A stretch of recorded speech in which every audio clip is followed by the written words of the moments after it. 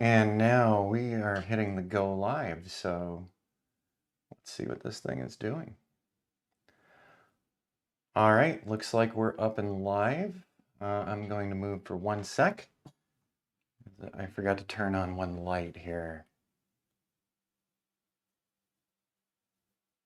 The fun of a live stream, right? All right, here we go. So we've got the YouTube studio up. Let me go ahead and minimize that. And I'm a couple minutes early here, but hey, everybody. Let's see here. So reaching across, audio's clear. Excellent, good deal. All right, so we've already got one person on channel here. Good afternoon, Bruce, how you doing? And just getting everything ready, I'd forgotten to turn on my Loom Cube over here. So we're doing it a little different today. I'm large on screen right now, and we'll change that out momentarily. And we've just got the still shot of the office space here for the moment. So we're just waiting since we set it for 3 o'clock and it's 2:58. Hope everyone's been having an awesome holiday season so far. Here in Prescott, Arizona, we've seen some snow and a lot of freezing temperatures. So it's kind of felt like New England Christmas and New Year here. And I guess we got some more snow on the way potentially tomorrow. So there we go. All right, so 2 minutes and we'll see who else pops in here.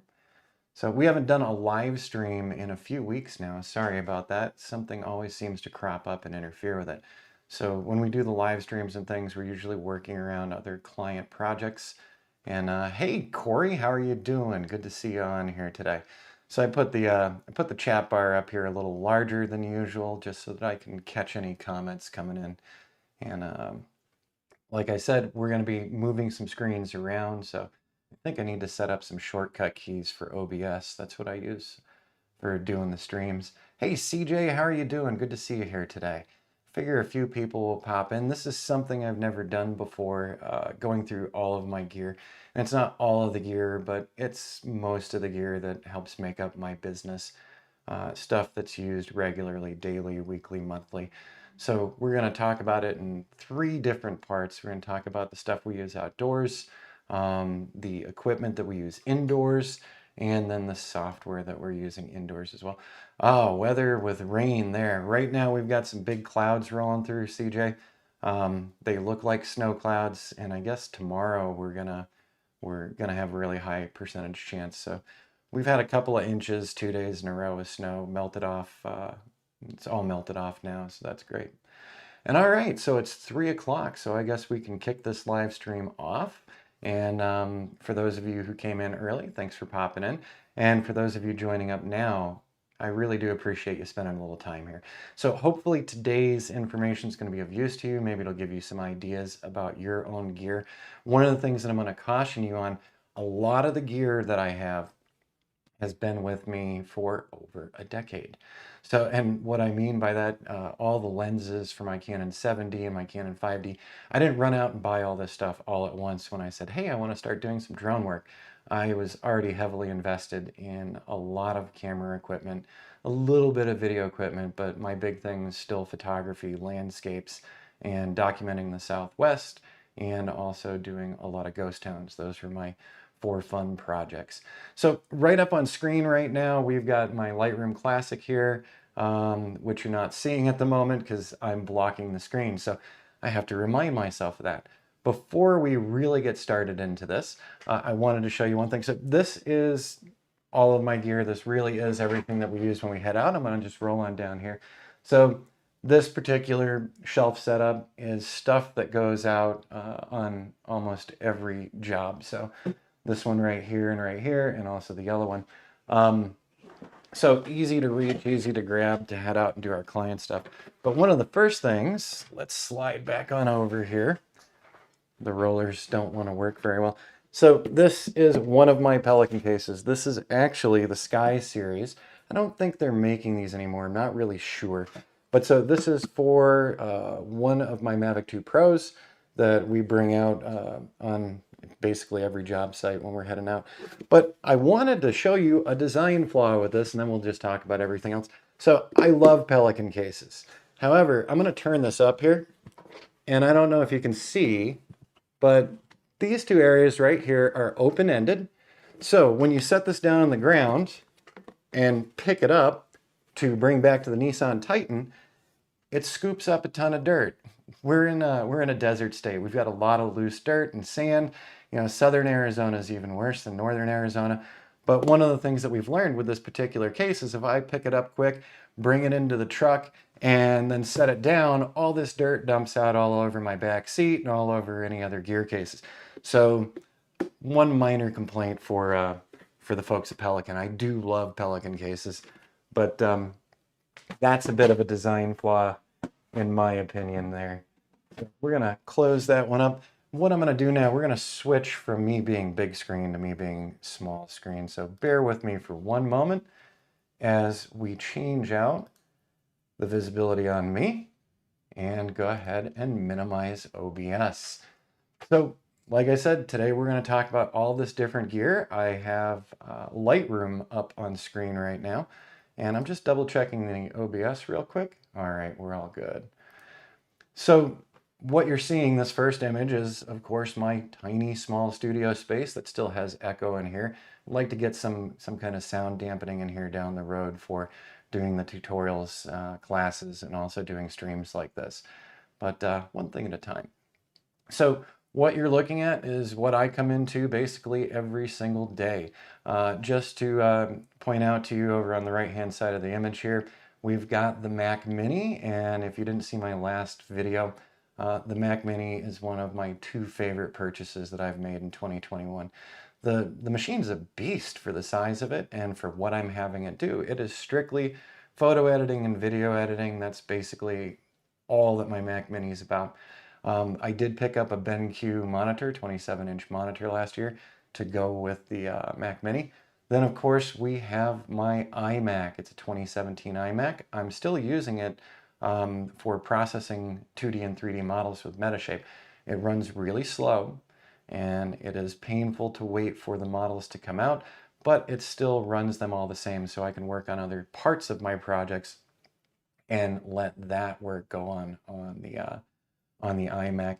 Finally, I've got a second monitor that's just additional workspace because I also use the iMac for doing a lot of the web work for clients that we do web work for. So it's nice to have up multiple screens to see what's happening and also to test out the web pages that we're building. So there you go.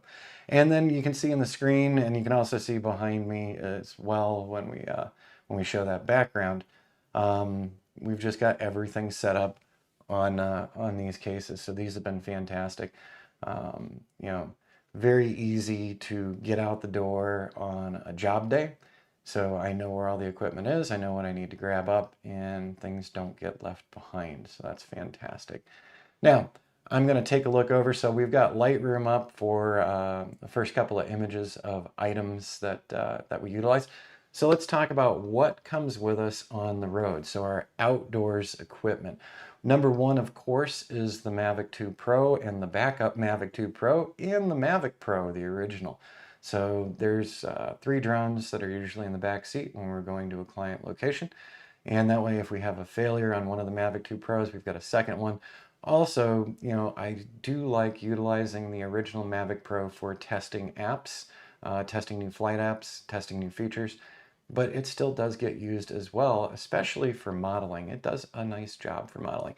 I know I'm not as high a resolution and that the sensor is smaller than what we've got in the Mavic 2 Pro, but I can still produce some really nice models with it, so why retire it?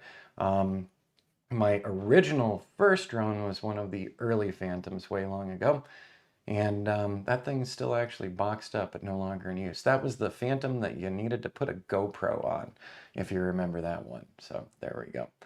All right, so let's arrow on over here and take a look at that first case. So that's the Pelican case that I showed you at the start of this that scoops up dirt for us.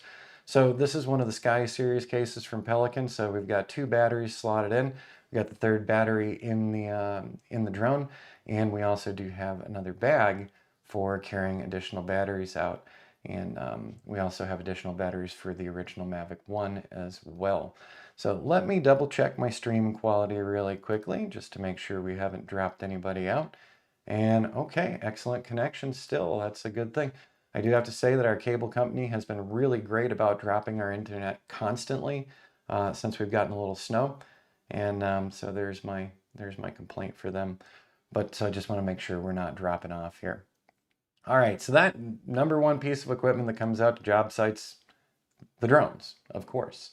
Also, what comes along with us in another Pelican case. No, I don't work for Pelican. I'm not advertising for them. This is just the gear that I use and have.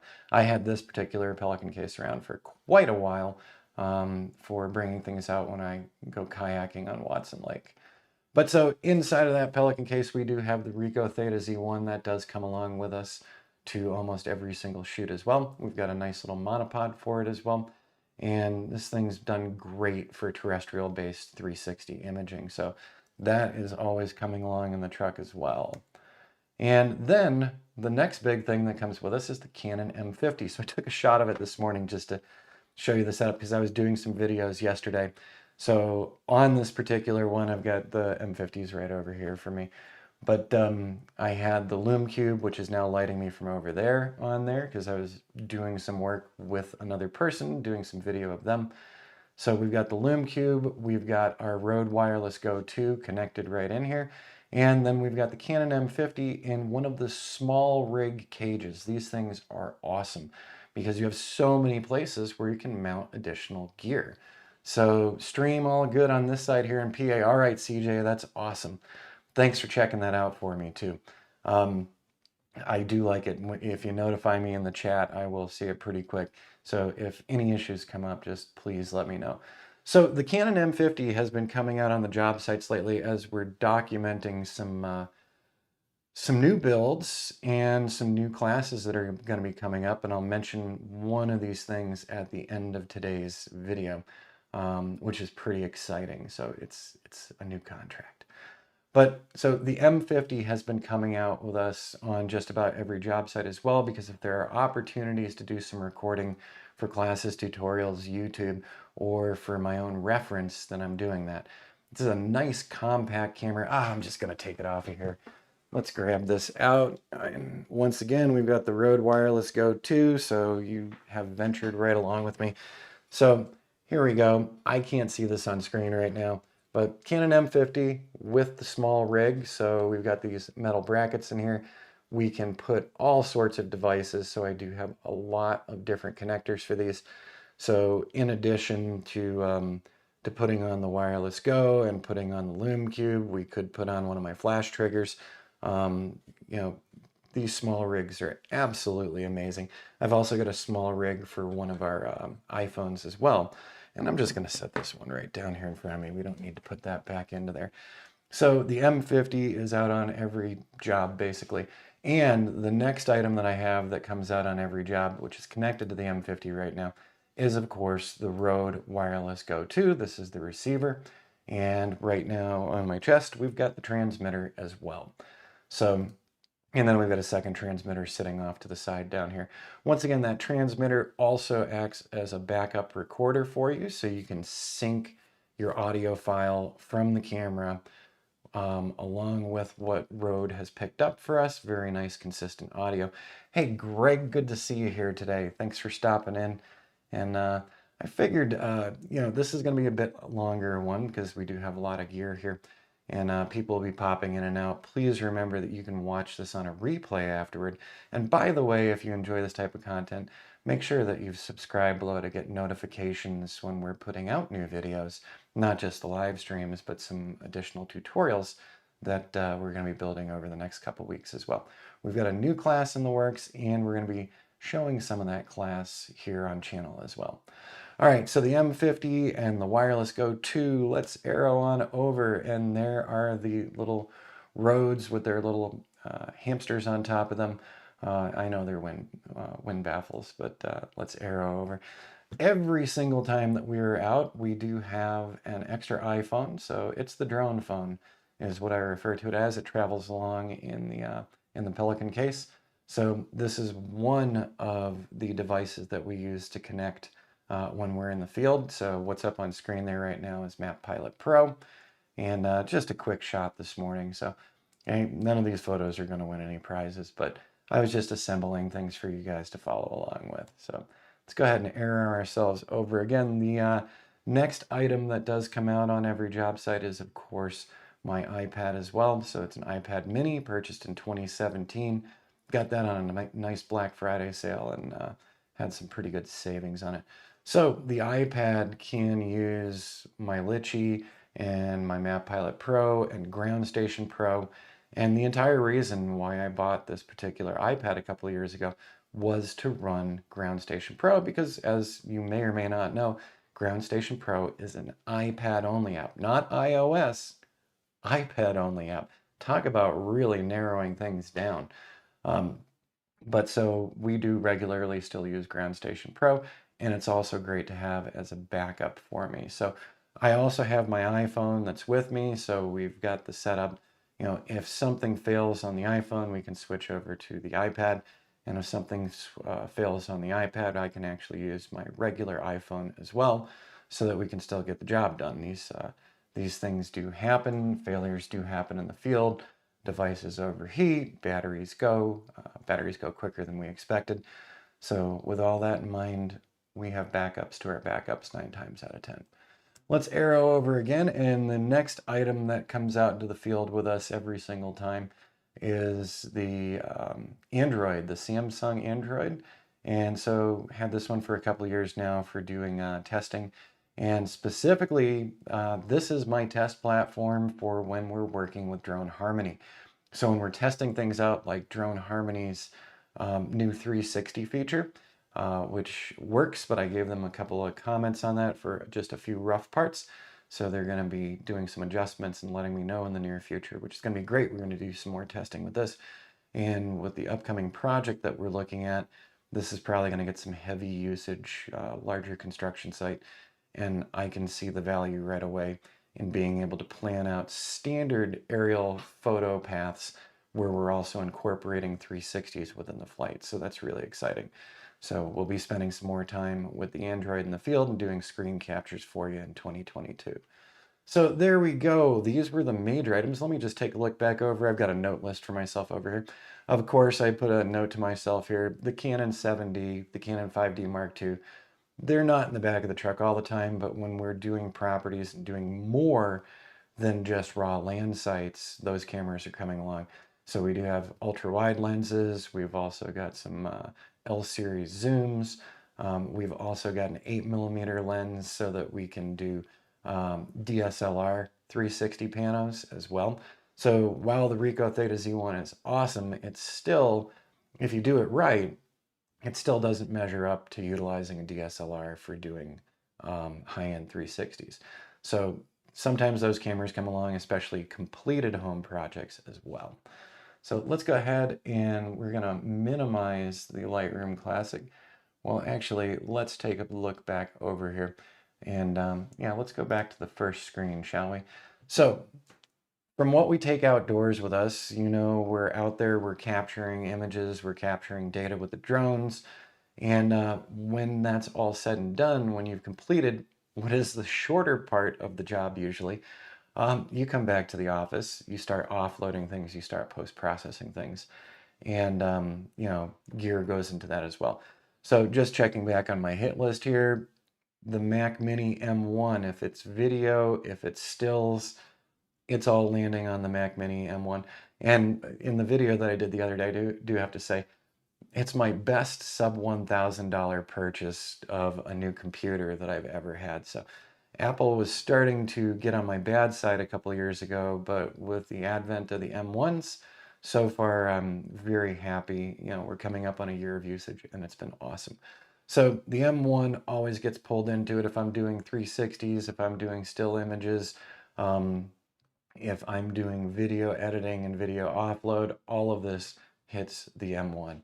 The iMac 2017, which is the item in the center here, that's on every day. So we're, you know, standard stuff, pulling an email, browsing the web, also running Agisoft's Metashape. So that's all done on the iMac 2017. And then that additional external monitor. The last monitor is not a color calibrated monitor. It is actually a curved Samsung monitor. and I bought it on the cheap years ago over at Best Buy just to have that second monitor to move things around. I do have to say, for editing and post-production, having a second monitor with your main system is fantastic because you can move things back and forth, and you can hide things away that you don't want up on, but you do want to reference, especially when I'm doing web work. So I always move my web work over to the iMac just because it's got the extra monitor, and my table can't get any bigger, so I don't have space for one more monitor on this particular setup. Let's take a look over on here. Yeah, the next piece of equipment that we have here that's another favorite are the Samsung portable SSDs. Several days ago, I did a video on making a new Lightroom library for the new year, and I showed that I've got just a couple of the Samsung SSDs, actually more than a couple. I might have a spending problem when it comes to those. Just kidding. All right, let's take a look on over. So also just on my noted list, I still do have an ancient MacBook Pro. That's what I labeled it as. That MacBook Pro has actually been with me since 2014. It's still alive. I recently put a new SSD drive into it and a new battery. So that thing's still humming along, and it's, you know, I'm not going to be doing any video processing or model processing or anything with it. But it's nice to see that those older products still hang in there and have good lifespans. And that was one of my gripes with Apple up until recently, was things seem to be more planned obsolescence. And that's just my opinion. All right, so let's take a look over. Yes, let me see. Any experience with an engineering document management system to index and reference capture drone images in ortho with AutoCAD?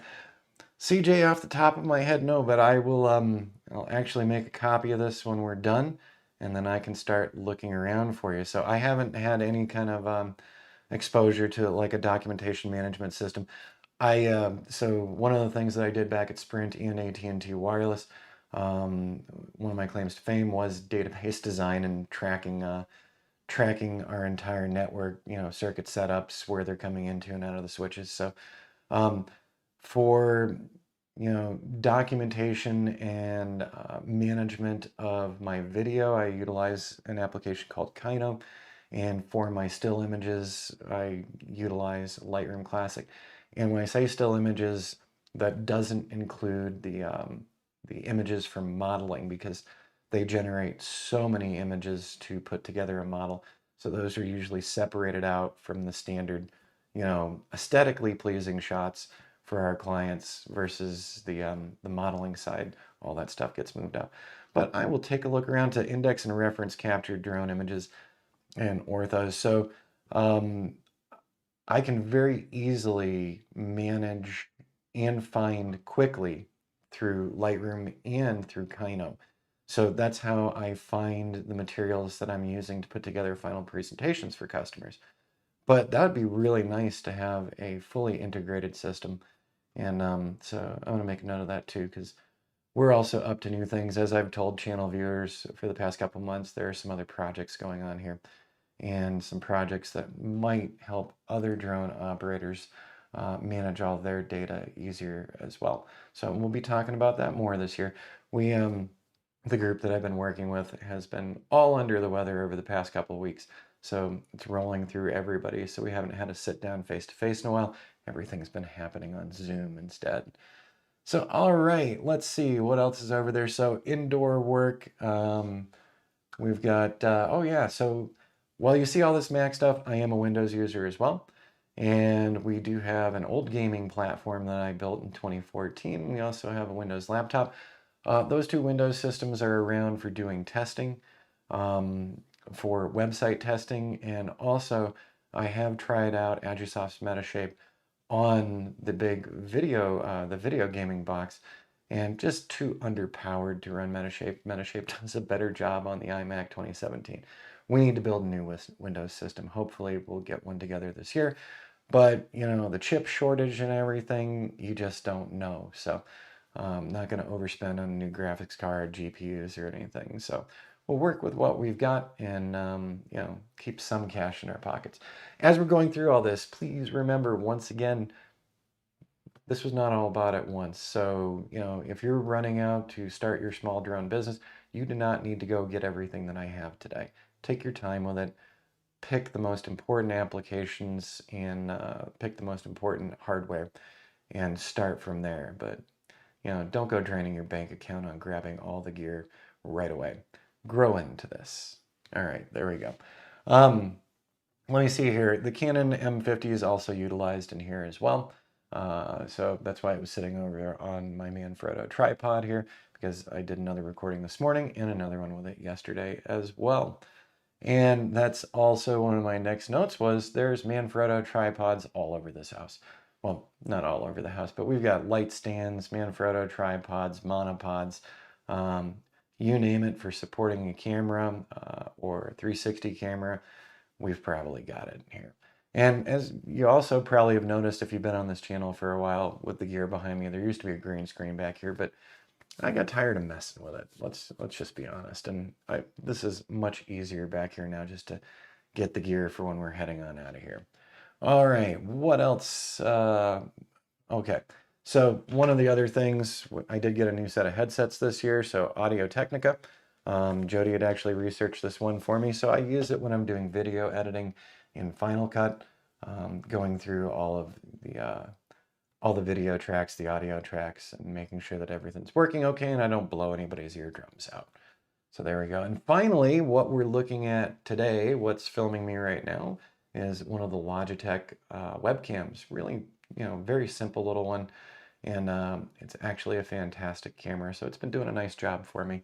And I've been happy with the update of it. We had an older one, but this particular one, you know, does a much better job in this room with a silly little lume cube at 30%. So the off-camera lighting, by the way, right now is coming from one of the small lume cubes, and I've got it set to just 30% output, and it does a very nice job for me. So very impressed with that one.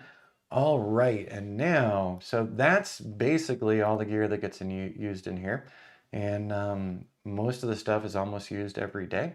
I would say things like the 360 camera and the drone, they don't get used every day, you know, because some days we're here post-processing after we've done a job for a client. Let's go ahead and minimize Lightroom from those photos that we had set up today. And what we're going to do next is we're going to talk about, the software that also ends up on my system. So once again, we're on the Mac Mini M1. And with that in mind, I do not load a lot of software onto this. Came with a really small drive, you know. So if you looked at the new M1 lineups for the MacBook Pros, all of these things are coming with like 256 SSDs or 500. So you don't have a lot of room. That's one of the reasons why I have my external SSDs.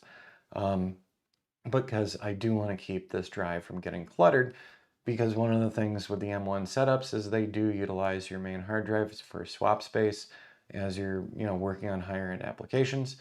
And so I don't want to use up the drive space on the hard drive. So basically the hard drive on the M1 is for my programs, and that's it.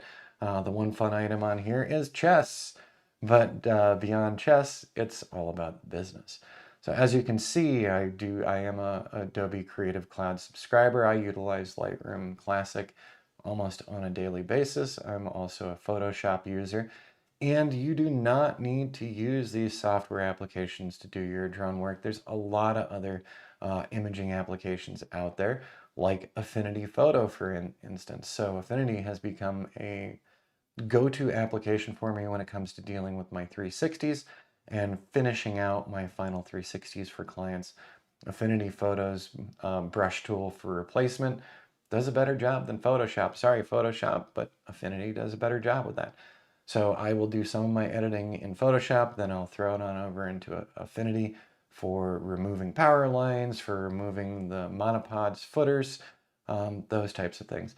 I also, just a couple weeks ago, thanks to the Black Friday holiday sales, I grabbed Affinity Publisher as well, because it does deal with other file formats. So it's a nice little publishing program, kind of, you know, somewhere along the InDesign feeling to me. And I used to get the full Adobe packages with all of their applications years ago, but now I don't. And Affinity Publisher came in at such a nice price point, and I've already been playing around with it because I do have clients send along PDFs. I've got some clients who send me .pub files. Remember Publisher from like more than a decade ago?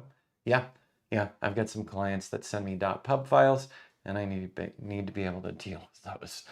Also, let's take a look in here. So since we are on the Apple ecosystem, I am using Final Cut Pro, of course, for our video editing. I also do have Compressor from Apple, and we also have Apple's Motion as well. I don't spend a lot of time doing Motion templates, which is why my intros are never that fancy. I do know how to use Motion, but I just need a couple of free days with some for fun time to make some more Motion intro bumpers and exit bumpers and things like that. And then Compressor, of course, getting more out of your space when you're rendering these things. Let me just minimize the applications really quick to make sure. Do you try to build gear cost into estimating a job? CJ, I'm always thinking about what we're bringing to the job site, what equipment we're bringing, the insurance that we have on it. So I am fully insured. So not only do we have liability insurance, we have hull insurance, I have my medical insurance, I've got my comp insurance. So, these things all cost me money for each of our client job locations. So they are in my mind when we're doing our pricing. We are updating pricing this year as well. Our prices are getting raised. When it comes to filling up the Nissan Titan to go to job sites, spending more than $50 per tank up on that, it's feeling the pinch now. So we have already let clients know that prices are changing, and a couple of my clients have already said to me that we're already reasonably priced enough. So they bear that in mind, and they still like the quality of our work. So that's most important for them to document their job sites. So yeah, all of these costs do go into my head when we're roughing out the new pricing. Jody's actually spent the better part of all morning going through some pricing updates that we're reviewing, and then we'll be getting those out onto the AZ Drone website. We're going to be consolidating some things and building higher end projects. And while we do offer low to high end for the drone work and for still imaging and for the 360s, we're going to start targeting more just the higher end markets. But yeah, so all of my expenditures, they are in my head, and they do usually hit the Excel sheet. All right, so there we go. Now let's take a look on over what are our other applications. So Lightroom, Photoshop, Affinity Photo, Agisoft's Metashape, of course. Once again, that's over on the 2017 iMac, so I can't pull that screen up for you right now. My apologies for that one. But of course, Final Cut Pro, and actually you can just look down at my toolbar and you will see the things that get used the most. So Lightroom, Photoshop, Affinity, there is Final Cut Pro for us. And then also we do have PT GUI in there, so let's pull that one up. So PT GUI right here, that is also for doing 360s, especially if we're doing DSLR 360s. But you can also assemble your drone 360s in PT GUI. It does an awesome job, gives you a lot more hands-on management, and allows you to tweak things a little more than some of the other 360 applications out there. Right now, I'll also point out OBS. That's what we're using right now. Let's pull up that OBS screen for that infinite screen going on right there. So that OBS setup, it's showing the desktop over and over again. But OBS is fantastic for the online streaming. I've also used it to do some of my recordings, but I think I'm actually, you say you use video compression. So yeah, one of the items that we have here, CJ, is it's called Compressor. It is from Apple. And actually I have found that compressing and rendering is somewhat even easier using Kino for me when I'm doing my sub clips for some of the videos. I did post, oh no, I sent that to Corey Clicks. Drop me a note, CJ, and I can send you, I've got a couple links to some videos here on YouTube talking about utilizing Kino for our video management. But Kino can also help you with some of the post-processing before you even get it into Final Cut. So it's been a drive saver. It's been a drive space saver. So that's Kino right here. And so that is a fantastic video management platform, video indexing platform, and also can help you with your rendering ahead of time for getting things into Final Cut in my case. But I do believe Kino is also available for Premiere and DaVinci Resolve.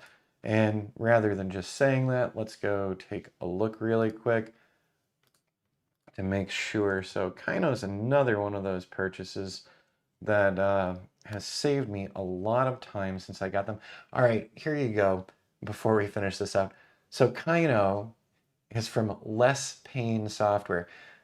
Could these people make a better company name? Less pain.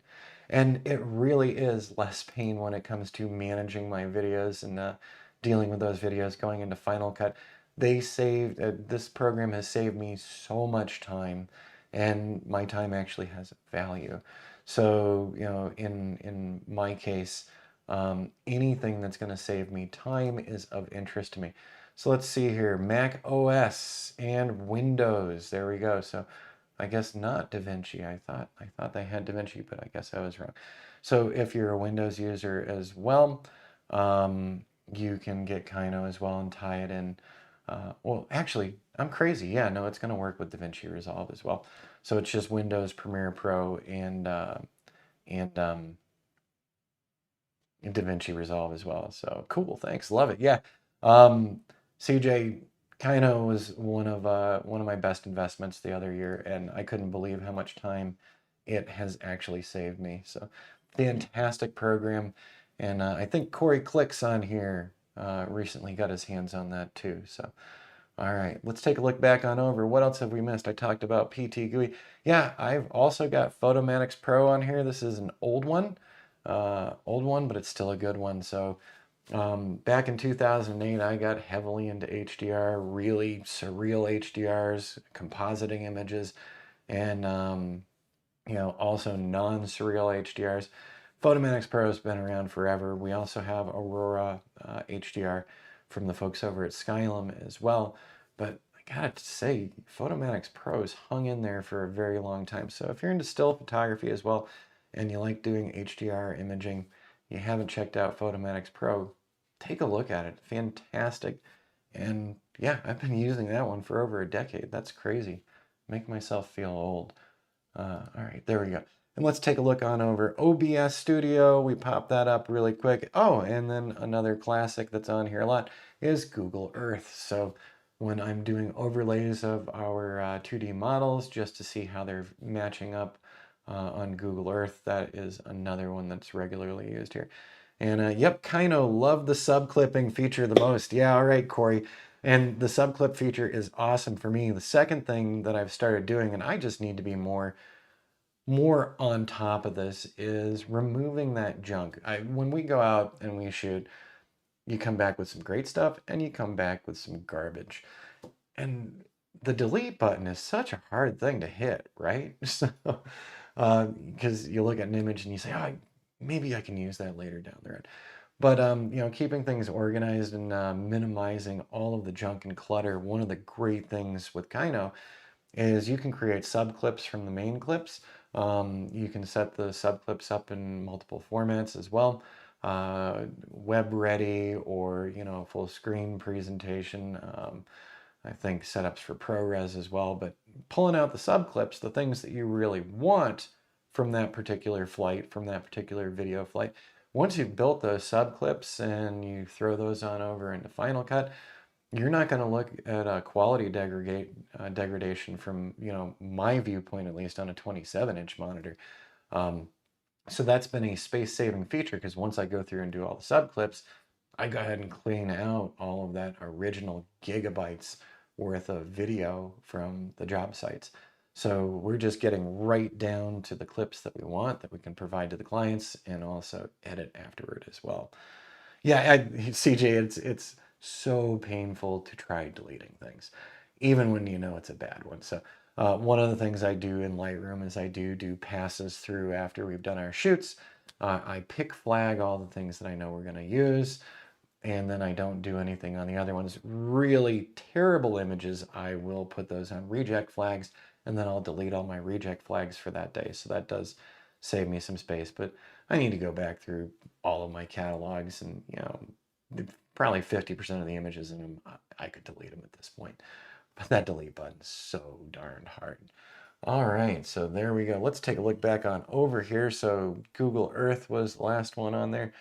So yeah, there we go. And I kept this under an hour. I was really worried this one was going to go super long just because of how many items there are. For the folks on the Patreon channel, I'll make a PDF file out of this afterward, and I'll get that up on Patreon so you guys can see the list of everything that's being used right now. Also, somebody else had noted in all of my show descriptions below on YouTube, I do have a list of my equipment, but not all of my equipment, and it needs to be updated. I have it automatically pop those show descriptions in when we're uploading these things. So I do need to go through clean house, and maybe what I can do is in an upcoming show description also make sure that I pop these in. Or I could pop them into the replay on this afterwards, so we'll see about that one. All right, everybody, so there we go. That's the gear that's being used right now out in the field, and then in the office, and then the software that's being used as well. So that's about it for today. So if you got any questions or anything, because I was playing, I gave myself through 3 o'clock. So and let's go back to OBS really quick. I do need to work on my shortcut keys with OBS so that I don't have to pop over like this. But I do have to say, so by the way, if you've ever thought about doing live streams or doing classes, OBS is fantastic. And once again, it's another open source project. So you can download OBS for free, and they do, of course, have donations and things. But if you want to do screen recording and video streaming, it's a great way to go. Oh, the one other software piece that I neglected to bring up here. I think for our new classes, I'm going to start switching back over to iShowU Instant.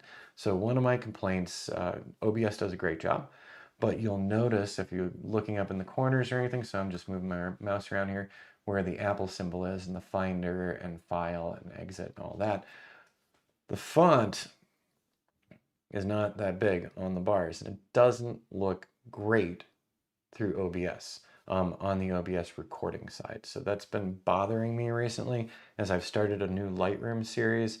I don't like the fact that the soft focus on the fonts, and when I get into Lightroom, I can't make the fonts any bigger. So I'm worried that I'm making people squint, when they're trying to read some of the menus. So I'm thinking about going back over to iShowU again. iShowU is a video recording application for desktop, and it does do a cleaner job. The files are much larger, so that is one drawback on them, is these videos can get really huge, but then we can subclip them after and put them into Final Cut. And yeah, my apologies, I'm getting just slightly thirsty. There we go. So it's been humid here. I shouldn't have such a dry throat going on. But so iShowU is another one to look into. But if you're just starting to play around with this for doing your own video capture, maybe doing streaming down the road, I would definitely encourage you to try out OBS. You've got nothing to lose. It's free. And, if you want to start game streaming down the road and end up on Twitch and become a famous video gamer, OBS is great for that as well. So.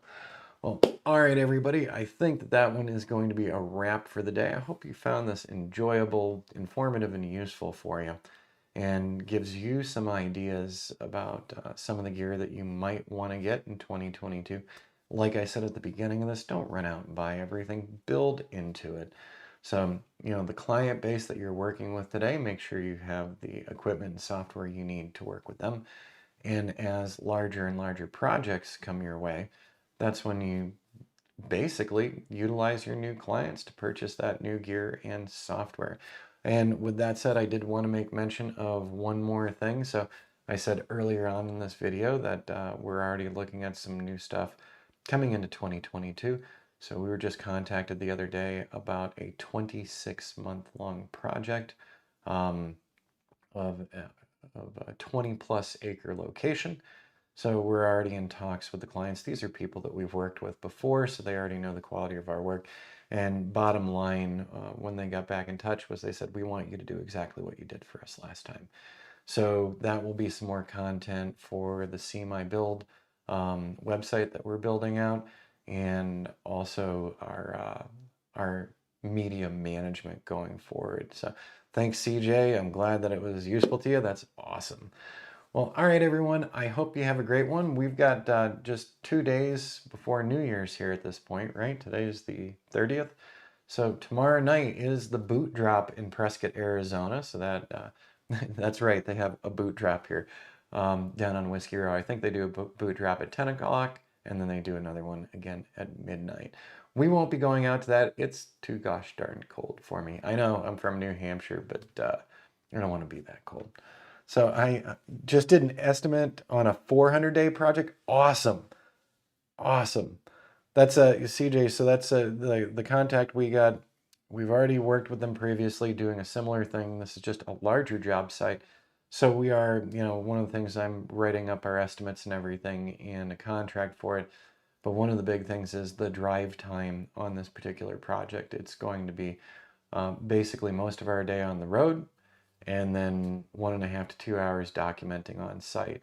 And so if do not forget your gas costs, your time on the road, because this particular project that we're going to be bidding on is going to be myself and my visual observer. So we're going to have a lot of drive time going on, and we need to compensate ourselves for that as well. So don't underbid it. And since these are folks we've worked with before, I'm already very aware that they're fine with our pricing. So we'll have more information on that next week, and hopefully in a couple of weeks' time, we'll actually be starting into that project, and then we'll have a lot more material to share here and over on our Teachable site as well. By the way, if you're new to the channel, we do have a Patreon channel. We've got a link down in the show description below.